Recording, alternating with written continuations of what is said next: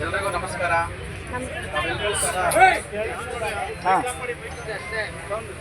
ನಾವೆಲ್ಲರೂ ಸಹ ಕಳೆದ ಒಂದು 2-3 ದಿನಗಳಿಂದ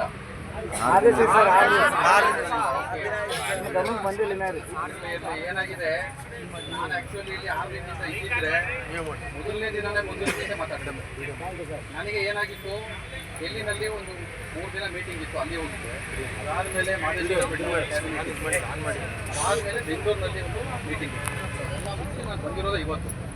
ಸೊ ಈಗ ನಾನು ಕೇಳೋದಿಷ್ಟೇ, ನೀವೆಲ್ಲರೂ ಸಹ ಬೇರೆ ಬೇರೆ ಜಿಲ್ಲೆಗಳಿಂದ ಬಂದಿರ್ತೀರಿ, ಮುಖ್ಯವಾಗಿ ನಮ್ಮ ಜಿಲ್ಲೆನವರು ಸಹ ಇರ್ತೀರಿ.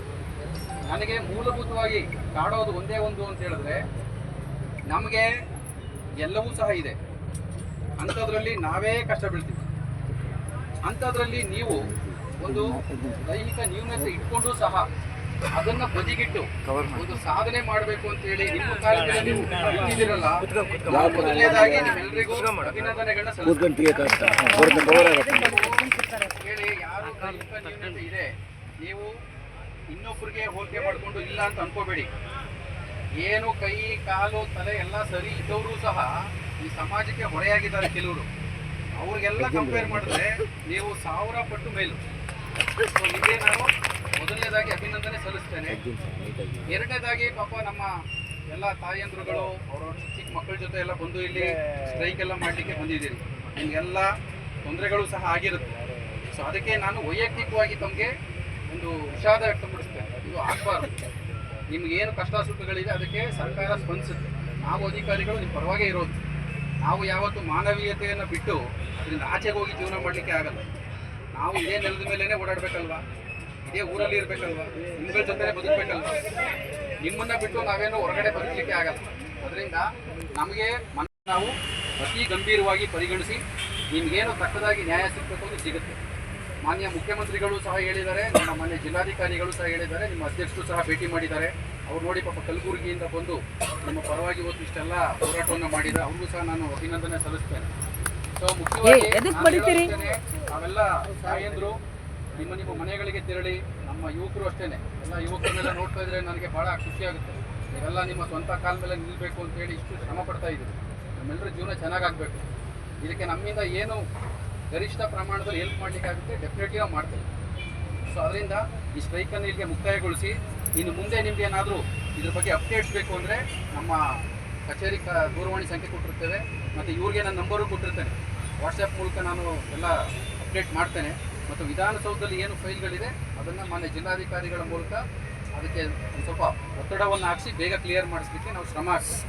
ಮೈಸೂರಿನಲ್ಲಿ ಯಾರ್ಯಾರು ನೀವು ಇದ್ದೀರಾ, ಈ ರೀತಿಯ ದೈಹಿಕ ನ್ಯೂನತೆ ಇರೋರು ಇರ್ಬೋದು, ಅಂಗವಿಕಲರ ಕಲ್ಯಾಣ ನಿಧಿಯ ಅಂಡರ್ನಲ್ಲಿ ಬರ್ತಕ್ಕಂಥವ್ರು ಇರ್ಬೋದು, ನಿಮಗೆ ವೈಯಕ್ತಿಕವಾಗಿ ಏನಾದರೂ ಸಮಸ್ಯೆ ಇದ್ದರೆ, ಯಾರಾದರೂ ನಿಮಗೆ ಆಫೀಸರ್ಗಳು ತೊಂದರೆ ಕೊಡ್ತಾ ಇದ್ದರೆ, ನಿಮಗೆ ಫೀಲ್ಡಲ್ಲಿ ಯಾರಾದರೂ ತೊಂದರೆ ಕೊಡ್ತಾ ಇದ್ದರೆ, ಅಥವಾ ನಿಮ್ಮ ಸಂಘಟನೆಗಳಿಂದ ಯಾರಾದರೂ ಏನಾದರೂ ಹೊರಗಡೆಯವರು ತೊಂದರೆ ಕೊಡ್ತಾ ಇದ್ದರೆ, ನೀವು ದಯಮಾಡಿ ಜಿಲ್ಲಾಧಿಕಾರಿಗಳ ಕಚೇರಿಗೆ ಬಂದು ನಮಗೇನೆ ಹೇಳಿ, ತೊಂದರೆ ಇಲ್ಲ. ನೀವು ವೈಯಕ್ತಿಕವಾಗಿರೋ ಸಮಸ್ಯೆಗಳಿದ್ರೂ ಬಗೆಹರಿಸೋಣ.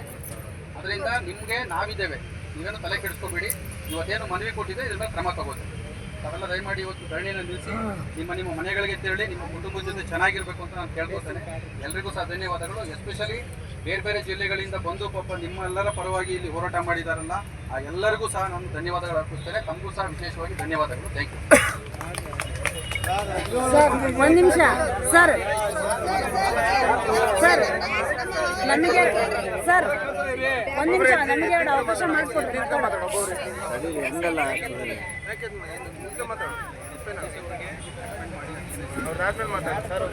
ಸರ್ಕಾರ ನಿಮ್ಮ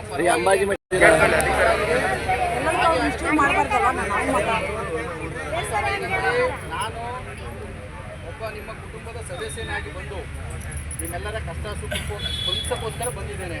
ನಾನು ಮುಖ್ಯಮಂತ್ರಿಗಳು ಮತ್ತು ಜಿಲ್ಲಾಧಿಕಾರಿಗಳು ಏನು ಹೇಳಿದಾರಲ್ಲ, ನಿಮ್ಮ ಪರವಾಗಿ ನಾವು ಇದ್ದೇವೆ ಅಂತ ಅವ್ರು ಹೇಳಿದ್ದಾರೆ. ಅದನ್ನು ನಿಮಗೆ ಕನ್ವೆ ಮಾಡಿದ್ದೇನೆ. ನೀವು ಇದನ್ನು ಗೌರವಯುತವಾಗಿ ತಗೊಂಡು ಧರಣಿಯನ್ನು ಮುಕ್ತಾಯಗೊಳಿಸಿ ತಾವು ಮುಗಿಸಿ. ನಿಮ್ಮ ಪರವಾಗಿ ನಾವು ಇರ್ತೇವೆ. ನೀವು ಏನೇ ಕಷ್ಟ ಸುತ್ತ ಇದ್ದರೆ ಜಿಲ್ಲಾಧಿಕಾರಿಗಳ ಕಚೇರಿ ಯಾವಾಗಲೂ ತೆರೆದಿರುತ್ತೆ. ನೀವು ಯಾವಾಗಲಾದ್ರೂ ನನ್ನನ್ನಾದರೂ ಮೀಟ್ ಮಾಡಿಕೊಂಡು ಜಿಲ್ಲಾಧಿಕಾರಿಗಳನ್ನಾದರೂ ಮೀಟ್ ಮಾಡಿ.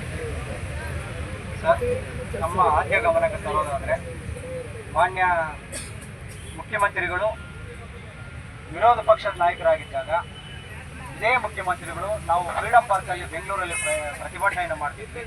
ಆ ಸಮಯದಲ್ಲಿ ಸೊ ನಮ್ಮ ಸರ್ಕಾರ ಬಂತು ಅಂತಂದ್ರೆ ನಿಮ್ಮನ್ನ ಕಾಯಮಾತಿ ಮಾಡ್ತೀವಿ ಅಂತ ಹೇಳಿ ಭರವಸೆ ಕೊಟ್ಟಿದ್ವು. ಅದಾದ ನಂತರ ಸರ್ಕಾರ ಬಂದ ನಂತರ 1 ವರ್ಷದ ನಂತರ MP ಎಲೆಕ್ಷನ್ ಬಂತು. MP ಎಲೆಕ್ಷನ್ ಪೂರ್ವಭಾವಿಯಾಗಿ ನಮ್ಮನ್ನೆಲ್ಲ ಸಂಘಟನೆಗಳನ್ನ ಕರೆಸಿದಾಗಲೂ ಕೂಡ MP ಎಲೆಕ್ಷನ್ ಮುಗಿಲಿ ನಿಮ್ಮನ್ನ ಕಾಯಮಾತಿ ಮಾಡ್ತೀನಿ ಅಂತ ಅಂದ್ರು. ಆ ನಂತರ ನಾವು ಬೆಂಗಳೂರಲ್ಲಿ ಫ್ರೀಡಂ ಪಾರ್ಕ್ ಅಲ್ಲಿ ಪ್ರತಿಭಟನೆ ಮಾಡ್ತಿದ್ವಿ, ಆಗ್ಲಿಲ್ಲ ಅಂತ. ಆಮೇಲೆ ಕೂಡ ನಮ್ಮನ್ನ ಈ ತರ ಏನು ಅಧಿಕಾರಿ ವರ್ಗದವರು ಕರ್ಕೊಂಡು ಹೋದ್ರು. ಮುಖ್ಯಮಂತ್ರಿಗಳಿಗೆ ನಾವು ಮೆಮೊರಾಂಡಮ್ ಕೊಟ್ಟು ಆಗ್ಲೂ ಕೂಡ ಆಯ್ತಪ್ಪ ಮಾಡೋಣ ಅಂತೇಳಿ ಅವತ್ತು ಕೂಡ ಅಂದ್ರು. ಈ ತರ 4 ಬಾರಿ ಮಾನ್ಯ ಮುಖ್ಯಮಂತ್ರಿಗಳು ನಮಗೆ ಆಶ್ವಾಸನೆಯನ್ನು ಕೊಟ್ಟು 4 ಬಾರಿ ಅವರು ಇದೇ ಮುಖ್ಯಮಂತ್ರಿಗಳು ನಮಗೆ ಕೈಯನ್ನು ಬಿಟ್ಟಿದ್ದಾರೆ.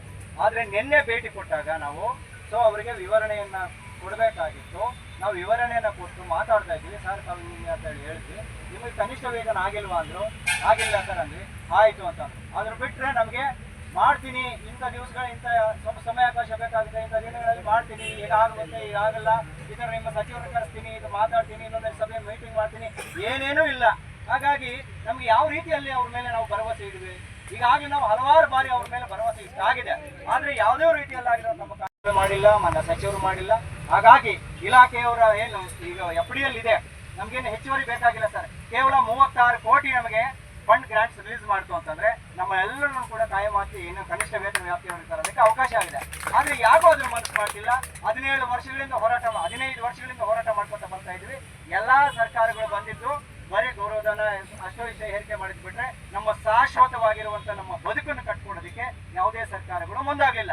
ಆ ನಿಟ್ಟಿನಲ್ಲಿ ಮಾನ್ಯ ಮುಖ್ಯಮಂತ್ರಿಗಳ ಅವರು ಏನೆಲ್ಲ ಇದೆ, ಅವ್ರಿಗೆ ಟ್ಯಾಗ್ಲೈನ್ಸ್ ಎಲ್ಲ ಇದೆ, ದೈನ್ಯ ದళತರ ಬಂದು ಅದು ಇದು ಅಂತೇಳಿ. ಹಾಗಾಗಿ ಬೇರೆ ಬೇರೆ ಇಲಾಖೆಗಳಲ್ಲಿ ಅವರು ಕನಿಷ್ಠ ವೇತನ ವ್ಯಾಪ್ತಿಗೆ ಒಳಪಡಿಸ್ತಿದ್ದಾರೆ. ಹಾಗಾಗಿ ಮಾನ್ಯ ಮುಖ್ಯಮಂತ್ರಿಗಳ ತವರಿಗೋಗಿ ನಾವು ಶ್ರೀರಂಗಪಟ್ಟಣದ ರಂಗನಾಥ ಸ್ವಾಮಿ ದೇವಸ್ಥಾನದಿಂದ ಇಲ್ಲಿ ತನಕ ನಾವು ಪಾದಯಾತ್ರೆಯನ್ನು ಮಾಡ್ಕೊಂಡು ಬಂದು 23ನೇ ತಾರೀಕಿಂದ ಅನಿರ್ದಿಷ್ಟಾವಧಿ ಅಹೋರಾತ್ರಿ ಧರಣಿಯನ್ನು ನಾವು ಇಲ್ಲಿ ಕೂತಿದ್ವಿ. ಯಾಕೆ ಇಲ್ಲೇ ಬಂದು ಯಾಕೆ ಕೂತ್ಬೇಕಾಗಿತ್ತು? ಎಲ್ಲಾ ಜಿಲ್ಲೆಗಳಲ್ಲೂ ನಾವು GDC ಆಫೀಸ್ಗಳ ಮೂಲಕ ಮೆಮೊರಾಂಡಮ್ ಅನ್ನು ಸರ್ಕಾರಕ್ಕೆ ಹಲವಾರು ಬಾರಿ 15 ವರ್ಷಗಳಿಂದ ಕೊಡ್ತಾನೆ ಬರ್ತಾ ಇದ್ವಿ, ಏನೂ ಆಗಿಲ್ಲ. ಮಾನ್ಯ ಮುಖ್ಯಮಂತ್ರಿಗಳು ತವ್ರ ಮನೆಗೆ ಬಂದು ನಾವು ವಾಪಸ್ ಹೋಗಬಾರ್ದು, ಅವ್ರ ಗಮನ ಸೆಳೀಲೇಬೇಕು, ಅವರಿಂದ ನಾವು ಏನಾದರೂ ಪ್ರತಿಫಲ ಪಡ್ಕೊಂಡೇ ಹೋಗ್ಬೇಕು ಅಂತೇಳಿ ನಾವು ಗಟ್ಟಿ ನಿರ್ಧಾರವನ್ನು ಮಾಡಿ ಈ ಒಂದು ಜಾಗಕ್ಕೆ ಬಂದಿದ್ದೀವಿ ಸರ್. ಇವತ್ತು ನಮ್ಮ ಸರ್ಕಾರದ ಪರವಾಗಿ ನಾವು ಪ್ರತಿನಿಧಿಯಾಗಿ ಬಂದಿದ್ದೀರಿ, ಅಥವಾ ನಮಗೇನು ಇವತ್ತು ಆಶ್ವಾಸನೆ ನಾವು ಕೊಡ್ತೀರೋ ಅದನ್ನ ಮಾನ್ಯ ಮುಖ್ಯಮಂತ್ರಿಗಳ ಪರವಾಗಿ ಅಥವಾ ಜಿಲ್ಲಾಧಿಕಾರಿಗಳ ಪರವಾಗಿ ನಾವು ಬಂದಿದ್ದು. ಸೊ ಇಲ್ಲಿ ನಾವು ಏನು ತಾವು ರೈಟಿಂಗ್ ಅಲ್ಲಿ ಕೊಡ್ತೀರಿ, ಇಂಥ ದಿನಗಳಲ್ಲಿ ನಮ್ಗೆ ಅವಕಾಶ ಮಾಡಿಕೊಡ್ತೀವಿ ಅಂತೇಳಿ ಹೇಳಿ ವ್ಯವಸ್ಥೆ ಮಾಡಿದ್ರೆ ನಾವು ಈ ಖಂಡಿತ ಈ ಸ್ಥಳದಿಂದ ನಾವು ಹೊರಡ್ತೀವಿ. ಇಲ್ಲ ಅಂತಂದ್ರೆ ನಮಗೆ ಯಾವುದೇ ರೀತಿಯಲ್ಲಾಗಿರುವಂತ ಇಲ್ಲಿ ಭರವಸೆ ಇಲ್ಲ ಅಂತಂದ್ರೆ ನಾವು ಇಲ್ಲಿಂದ ಜಾಗ ಅಂತ ಕರೆಯುವಂತ ಪ್ರಶ್ನೆ ಇಲ್ಲ ಸರ್. ಆದ್ರಿಂದ ತಮ್ಮ ಈ ಒಂದು ಮಾತನ್ನು ತಮ್ಮ ಆದ್ಯ ಗಮನಕ್ಕೆ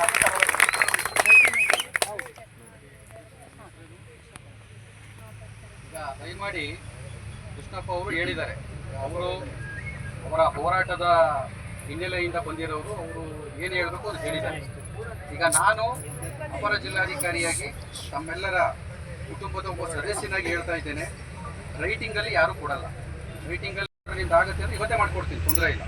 ಹಾಗಾಗಿ FDನಲ್ಲಿ ಇದೆ. ಫೈನಾನ್ಸ್ ಡಿಪಾರ್ಟ್ಮೆಂಟ್ ವಿಧಾನಸೌಧದಲ್ಲಿ ಇರೋದನ್ನು ನಾನಿಲ್ಲಿ ಸೈನ್ ಮಾಡಿ ಕೊಡಲಿಕ್ಕೆ ಬರಲ್ಲ. ಆದರೆ ಒಂದಂತೂ ಹೇಳ್ತೇನೆ, ಸರ್ಕಾರನೂ ನಿಮ್ಮ ಪರವಾಗಿ ಹೇಳಿದ್ದಾರೆ, ಮಾಡಿಕೊಡ್ತಾರೆ. ನನ್ನ ಜಿಲ್ಲಾಧಿಕಾರಿಗಳು ಹೇಳಿದ್ದಾರೆ, ನಾನು ಹೇಳ್ತಾ ಇದ್ದೇನೆ, ನಿಮ್ಮಗಳ ಪರವಾಗಿ ನಾವು ಇದ್ದೇವೆ ಅನ್ನೋದು ಬಿಟ್ಟರೆ ನಿಮ್ಮ ಕೆಲಸ ಆಗಲ್ಲ ಅಥವಾ ಅದು ನೆಗೆಟಿವ್ ಆಗಿದೆ ಅದು ಎಲ್ಲೂ ಹೇಳ್ತಾ ಇಲ್ಲ. ನಿಮ್ಮ ಕೆಲಸ ಅಂತೂ ಆಗೇ ಆಗುತ್ತೆ. ದಯಮಾಡಿ ಈ ಸ್ಟ್ರೈಕನ್ನು ಇಲ್ಲಿಗೆ ಮುಕ್ತಾಯಗೊಳಿಸಿ. ನನಗೂ ಇನ್ನೂ ಬೇರೆ ಬೇರೆ ಪ್ರೋಟೋಕಾಲ್ಸ್ ಕೆಲಸಗಳಿದೆ, ನಾನು ಹೊರಡಬೇಕಾಗಿದೆ. ಆ್ಯಕ್ಚುಲಿ ಇವತ್ತು ಬರಲಿಕ್ಕೆ ಕಷ್ಟ ಆಗ್ತಿತ್ತು, ಬಟ್ ನಿಮ್ಮೆಲ್ಲರ ಒಂದು ಕಷ್ಟಗಳಿಗೆ ನಾವು ಸ್ಪಂದಿಸಬೇಕು ಅನ್ನೋ ಕಾರಣದಿಂದ ಅದನ್ನೆಲ್ಲ ಬದಿಗಿಟ್ಟು ಬಂದಿದ್ದೇನೆ. ಇದಕ್ಕೆ ಗೌರವ ಕೊಟ್ಟು ತಾವು ಇದನ್ನು ಮುಕ್ತಾಯಗೊಳಿಸಿ ಹೋಗಬೇಕು. ನಿಮ್ದೇನು ಮನವಿ ಕೊಟ್ಟಿದ್ರೆ ಇದಕ್ಕೆ ರಿಪ್ಲೈ ಲೆಟರ್ ನಾವು ಕೊಡ್ತೇವೆ, ಮತ್ತು ಸರ್ಕಾರದಲ್ಲಿ ಫೈನಾನ್ಸಲ್ಲಿ ಏನಿದೆ ಅದನ್ನು ನಾವು ಫಾಲೋ ಅಪ್ ಮಾಡಿಸ್ತೇವೆ. ಧನ್ಯವಾದಗಳು. ಥ್ಯಾಂಕ್ ಯು ಎಲ್ಲರಿಗೂ. ನಮಸ್ಕಾರ.